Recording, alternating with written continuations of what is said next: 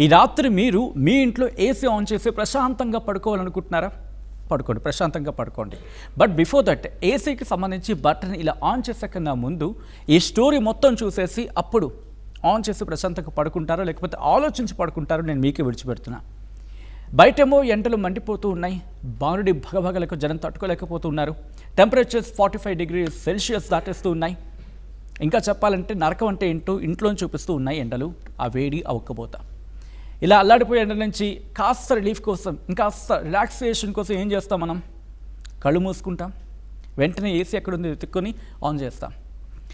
ఇళ్ళలో కావచ్చు, ఆఫీసులో కావచ్చు, బెడ్రూమ్లో కావచ్చు, ఇలా రోజంతా రాత్రి పగలు తేడా లేదు, ఆ ఏసీలు అలా నడుస్తూనే ఉంటాయి. కానీ ఒక్క నిమిషం మీరు కూడా ఒక్క నిమిషం ఆగి అలా ఆలోచించండి.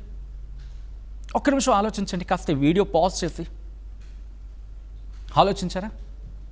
ఆలోచించండి. ఇంకా కుదిరితే మనల్ని చల్లబరుస్తోంది అనుకుంటున్న ఆ ఏసీలే ఇప్పుడు మన ప్రాణాల మీదకు తీసుకొస్తున్నాయా? మనం ప్రశాంతంగా నిద్రపోయే టైంని డెత్ బెడ్గా మార్చేస్తూ ఉన్నాయా? ఈ క్వశ్చన్ మీకు నమ్మబుద్ధి కావట్లేదు కదా. నేను ఒక 2 ఎగ్జాంపుల్స్ చెప్తాను, ఆ తర్వాత డీటెయిల్గా మాట్లాడుకున్నప్పుడు మీకు అర్థమవుతుంది. నిన్న ఢిల్లీలో ఒక రిటైర్డ్ IAS ఆఫీసర్, ఆ తర్వాత మొన్నటికి మొన్న ఒక UPSC ఆస్పిరెంట్, ఈ 2 స్టోరీస్. ఇలా ఒకరా ఇద్దరా వరుస ఏసీ పేలుళ్ళు, ఘోరమైన అగ్ని ప్రమాదాలు దేశాన్ని వణికించేస్తూ ఉన్నాయి. అసలు మీ ఇంట్లో మీ నెత్తిన రన్ అవుతున్న ఆ ఏసీ ఓ టైం బాంబా? కూలింగ్ ఇచ్చే మిషన్ కాలిపోయే ప్రమాదంగా ఎలా మారుతుంది? దీనిపైనే ఇవాల్టి మన స్పెషల్ ఎనాలిసిస్. హలో నమస్తే, వెల్కమ్ టు RTV. నేను సచిన్. ఢిల్లీలో ఒక షాప్ ఏరియా అది. రాత్రి ఇలా అందరూ ప్రశాంతంగా నిద్రపోతూ ఉన్నారు. రిటైర్డ్ IAS అధికారి ధనేంద్ర కుమార్ ఇంట్లో కూడా ఏసీ ఆన్ చేసి ఆ కుటుంబం ప్రశాంతంగా పడుకుంది. కానీ తెల్లారేసరికి అక్కడ ఏం జరిగిందో తెలుసా? అక్కడ మిగిలింది కేవలం బూడిద, ఆయన నిర్జీవ దేహం. ఇంకో ఘటనలో UPSC సివిల్ సాధించాలనే కలలతో ఢిల్లీకి వచ్చాడు ఒక యువకుడు.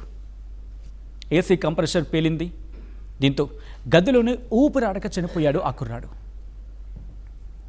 ఇక్కడ తప్పెవరిది? బయట ఉన్న వెదర్ని ప్రశ్నిద్దామా, లేకపోతే ఏసీ కంపెనీని ప్రశ్నిద్దామా? ఈ రెండూ కాకుండా కొన్నాం, వాడుతున్నాం, మాకేం సంబంధం అని తీరిగ్గా కూర్చుంటున్న మన నిర్లక్ష్యానిత. లక్షలు పెట్టి ఇల్లు కడతాం, వేల రూపాయలు పోసి బ్రాండెడ్ ఏసీలు కొంటాం, మరి దానికి టైంకి సర్వీసింగ్ చేయించాలని కనీస జ్ఞానం ఎందుకు ఉండట్లేదు? అందరికీ ఆపాదించే ఉద్దేశం నాది కాదు, కానీ ఎవరైతే నిర్లక్ష్యంగా ఉంటారో వాళ్ళకి మాత్రం ఆపాదించాల్సిందే. చాలామంది ఇళ్లల్లో ఏసీలు నడుస్తున్నాయా అంటే నడుస్తున్నాయి, బాగా నడుస్తున్నాయి, చల్లగా ఉంటూ ఉన్నాయి. ఎప్పుడో 5 ఏళ్ల క్రితం పెట్టిన వైరింగ్లు, తుప్పు పట్టిన కంప్రెషర్లు, మురికి పేరుకుపోయిన ఫిల్టర్లు.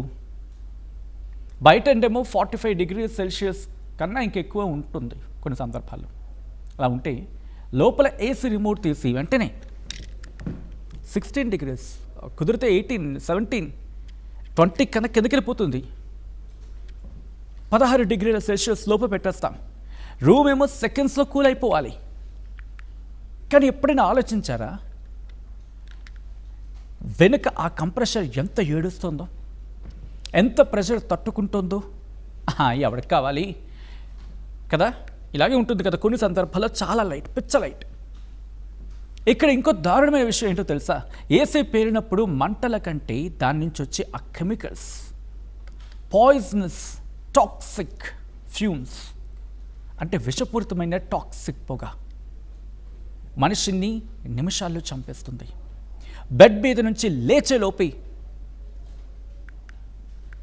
అవును, మీరు బెడ్ మీద నుంచి లేచేలోపే పాడెక్కించేందుకు సిద్ధం చేస్తుంది, ఊపిరాడకుండా చేస్తుంది. ఇక్కడ బాధితులు ఏమంటున్నారో చూద్దాం. एसी में लग गई थी, आग लग गई थी, भयंकर आग लग गई थी साहब की लड़के के रूम एसी में हो गई थी, शॉर्ट सर्किट की वजह से आग लग गई थी सर। तो धुआं की वजह से इतना वो हो गया था कि और आग बढ़ रहा था, उन्होंने निकलने का मौका नहीं मिला। अब वो धुआं इतनी था कि वो बर्दाश्त नहीं होगा। हम पूरे घर में धुआं फैले हुए जी। इतने प्रोमिनेंट पोस्ट पे ऑलरेडी रहे हुए, तब उनको ये हेल्प लाने में इतना उनको टाइम लगा, तो किसी और नॉर्मल इंसान का तो क्या ही होगा इस ओवर पॉपुलेटेड घूसखोर देश में। मतलब I really I am appalled and I don't understand कि क्या होगा।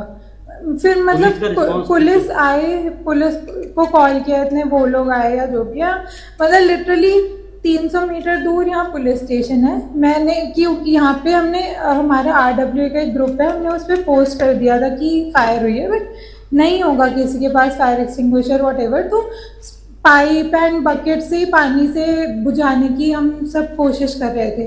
बट फिर मैं खुद ही जाकर कि मतलब मेरे को एकदम से आइडिया है कि मे बी फायर एक्सटिंग्विशर वहाँ तो होएगा, उनको इतना रिक्वेस्ट करा मैंने, तब वो पुलिस स्टेशन का फायर एक्सटिंग्विशर लेके आए, वरना वो कह रहे कि अरे आग तो नहीं बुझेगी फायर एक्सटिंग्विशर से। हाँ नहीं बुझेगी, फायर ब्रिगेड आ जाएगी, फायर ब्रिगेड, हाँ भाई हमें पता है ये सब, बट हमें ये भी पता है इस देश में फायर ब्रिगेड आने में टाइम लगता है, मतलब कुछ भी कर लो वो लगता ही है, क्योंकि नहीं है इस तरह का हमारा इंफ्रास्ट्रक्चर। आप कहें कि सिक्योरिटी अच्छी हो गई, कोई चोरी नहीं हो रही, आपने चाहता तो अगर आप चाहो तो दीवार बना देंगे एक चीज़ के, तो वहाँ कौन घुसेगा? कोई नहीं घुस पाएगा। तो पर वो दीवार बनाने से इमरजेंसी सर्विस कैसे पहुँचेगी? जो अंदर लोग रहते हैं, किसी को हार्ट अटैक हो गया, किसी की आग लग गई, तो एम्बुलेंस नहीं पहुँच सकती, फायर ब्रिगेड नहीं पहुँच सकती। उसके लिए सरकार क्या कर रही है? पर जहाँ पर सड़क है वहाँ पर गेट लगा के बंद कर रहे हैं, तो एम्बुलेंस और फायर ब्रिगेड रास्ता ढूंढेगी कैसे? उनको रास्ता ढूंढने में ही 15-20 मिनट लग जाते हैं। वो गार्ड को बुलवाते हैं, गेट के आगे खड़े रहते हैं, गेट नहीं खुलता है। AC में लग गई थी। అది బాధితుడు, అలాగే ఒక కామన్ మ్యాన్, ఒక సగటు భారతీయుడి వ్యథ. ప్రజలు అనుకునే పెద్ద భ్రమ ఇక్కడ ఒకటి ఉంది. అదేంటి అంటే ఏసీ బాంబులో పేలుతుందని. కానీ నిజానికి జరిగేది అది కాదు. అదొక ఎలక్ట్రికల్ షార్ట్ సర్క్యూట్. కంప్రెషర్పై విపరీతమైన ఒత్తిడి ఒక కారణం.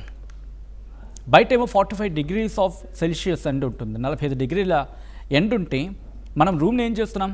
రూమ్ని చల్లబరచడానికి ఏసీని ఏకధాటిగా 10 నుంచి 15 గంటలు, కొన్ని సందర్భాలు అయితే అలా కంటిన్యూ అవుతూనే ఉంటుంది, 10 నుంచి 15 గంటల వరకు ఆన్ చేసి ఉంచుతూ ఉన్నాం. మెషిన్స్కు రెస్ట్ ఉండదు, కంప్రెషర్స్ ఏమో ఓవర్ హీట్ అయిపోతూ ఉన్నాయి, మురికి పట్టిన ఫిల్టర్లు, వాటిపై మన నెగ్లిజెన్స్, ఇలా దానికి తోడవుతున్న కారణాలు. లక్షలు పెట్టి ఏసీలు కొంటారు, కానీ ఏడాదికి ఒక్కసారి కూడా సర్వీసింగ్ చేయించరు. ఫిల్టర్స్లో డస్ట్ పెరిగిపోతుంది, దానివల్ల ఏమవుతుంది? గాలి బయటికి రాదు, కంప్రెషర్ డబుల్ కష్టపడాల్సి వస్తుంది. దాంతో ఇక్కడ ఎగ్జాంపుల్ చెప్పే ప్రయత్నం చేస్తున్నాను. ఇప్పుడు మనం ఉన్నాం, ఊపిరి పీల్చుకుంటూ ఉన్నాం, అంతే కదా, ఊపిరి పీల్చుకుంటున్నాం, విడిచిపెడుతూ ఉన్నాం. అండ్ ఇక్కడ డస్ట్ ఎక్కువైంది అనుకోండి, మనం పీల్చగలమా? అండ్ వెళ్ళే మార్గంలో కంప్లీట్గా బ్లాక్ అయిపోయింది అనుకోండి, ఏమవుతుంది? ఊపిరాడికి ఏమవుతుంది? ప్రాణం పోతుంది మనిషికి. అక్కడ కూడా అంటది దాదాపుగా. సో కంప్రెషర్పై డబుల్ ప్రెషర్ పడుతుంది, ఆ కంప్రెషర్ ఇంకా కష్టపడాల్సి వస్తుంది. దీంతో ఏమవుతుంది? హీట్ పెరిగి బ్లాస్ట్ అవుతుంది. గోడల వెనుక దాగిపోయిన పాత వైరింగ్తో కూడా ప్రమాదం పొంచుంది. మీ ఏసీ కొత్తదే కావచ్చు, అడ్వాన్స్డ్ టెక్నాలజీతో ఉన్నది కూడా కావచ్చు, కానీ మీ ఇంటి వైరింగ్ 10 నుంచి 15 ఏళ్ళ నాటిదా, అంటే అప్పటిదా, అంత పాతదా, అయితే ప్రమాదం మీ పక్కింట్లో కాదు, మీ ఇంట్లో, మీ బెడ్రూమ్లో ఉన్నట్టే. ఎందుకంటే పాత వైరింగ్ ఏసీ లాగే హెవీ లోడ్ను తట్టుకోలేక కరిగిపోతుంది. పాత wiring, gas leakage plus electrical sparks. ఏసీలోని రిఫ్రిజిరేటర్ గ్యాస్ లీక్ అయ్యి అది కాస్త ఎలక్ట్రికల్ వైర్ల నుంచి వచ్చే చిన్న చిన్న స్పార్క్స్కి తగిలితే క్షణాల్లో మంటలు ఇల్లంతా వ్యాపించేస్తాయి. ఇక్కడ మరి మనం చేయాలి, మాట్లాడుకుందాం జస్ట్ కాసేపట్లో. కానీ మనం చేస్తున్న అతిపెద్ద తప్పేంటో తెలుసా? ఇక్కడ బయట నుంచి రాగానే అబ్బా బాగా వేడుంది అని చెప్పి వెంటనే రిమోట్ తీసుకుంటాం. రిమోట్ వెంటనే తీసుకొని 15, 17, 18 మినిమంలో మినిమం 20 నుంచి కిందకు వచ్చేస్తాం. వెంటనే 16 లేకపోతే 18 డిగ్రీల్లో ఏసీ పెడతాం. ఇలా పెడితే రూమ్ చాలా క్విక్గా చల్లబడుతుందని చెప్పి చాలామంది భ్రమ. కానీ ఏసీ మెకానిజం అది కాదు. మీరు ఎంత తక్కువ టెంపరేచర్ పెడితే కంప్రెషర్ అంత ఎక్కువసేపు, అంతకంటే ఎక్కువ ప్రెషర్తో రన్ అవ్వాలి. ఎక్స్పర్ట్స్ ఏం చెప్తున్నారంటే ఏసీని ఎప్పుడు 24 డిగ్రీస్ 24 డిగ్రీల సెల్సియస్ దగ్గర మాత్రమే రన్ చేయడం మంచిది. దానివల్ల రూమ్ సేఫ్గా ఉంటుంది, కంప్రెషర్పై లోడ్ పడదు, పైగా కరెంటు బిల్లు కూడా తక్కువ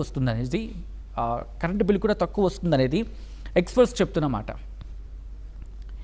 ఏసీలు ఏమన్నా ఒక్కసారిగా ఊడిపోయి పేలిపోతాయా? లేదు, ఇది నేను అంటున్న మాట కాదు, ఎక్స్పర్ట్స్ అంటున్న మాట. ప్రమాదానికి ముందే కొంత హెచ్చరికలు ఇస్తాయి, ఇంకా చెప్పంటే 100 హెచ్చరికలు ఇస్తాయి. కానీ మనం ఏం చేస్తాం? లైట్ తీసుకుంటాం. ఏసీ ఆన్ చేసినప్పుడు ఏదైనా చిటపట శబ్దాలు వస్తున్నాయా? పర్లేదు అనుకుంటాం.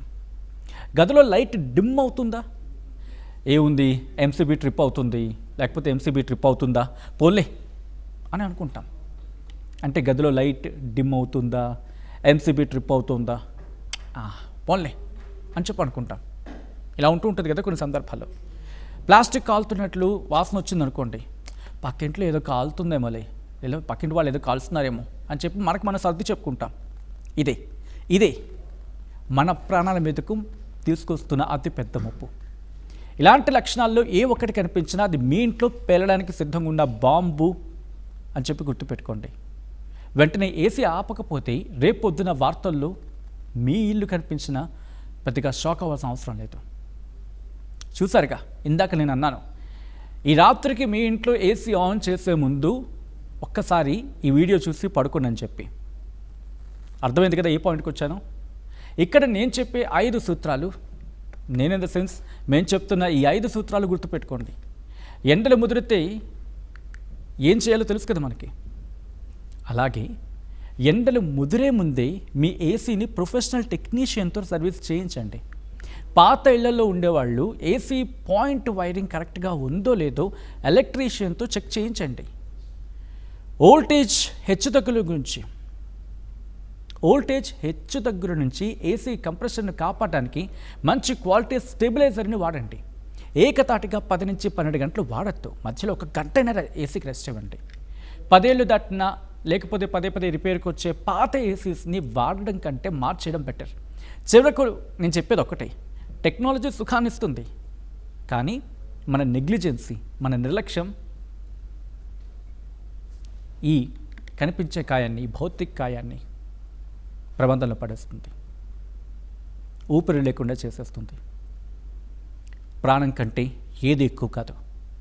ఒక చిన్న నిర్లక్ష్యం మీ కుటుంబాన్ని ముంచేయకముందే అలర్ట్ అవ్వండి. ఈ కథను మిమ్మల్ని కాస్త కలవరపరచవచ్చు. అయితే మిమ్మల్ని కలవరపడి గురించడం ఆర్టీవీ ఉద్దేశం కాదు, కానీ ఇటువంటి కథలను చూపించడం, తద్వారా ఇటువంటి ఘటనల పట్ల మీకు అవగాహన కల్పించడం, మిమ్మల్ని అప్రమత్తం చేయడంలో భాగంగానే ఇటువంటి కథనాలు చూపించడం జరుగుతుంది తప్ప మిమ్మల్ని కలవరపాటు గురి చేసే ఉద్దేశం ఆర్టీవీకి ఎన్నడూ లేదు, ఉండదు. కానీ ఇటువంటి కథనాలు చూసినప్పుడు కాస్త కలవరపాటు గురి అవకాశం ఉంటుంది కాబట్టి దీనికి సంబంధించి తగిన జాగ్రత్తలు తీసుకోవాలని ఆర్టీవీ సూచించడం జరుగుతోంది. This is a disturbing content. Viewer description is highly advised.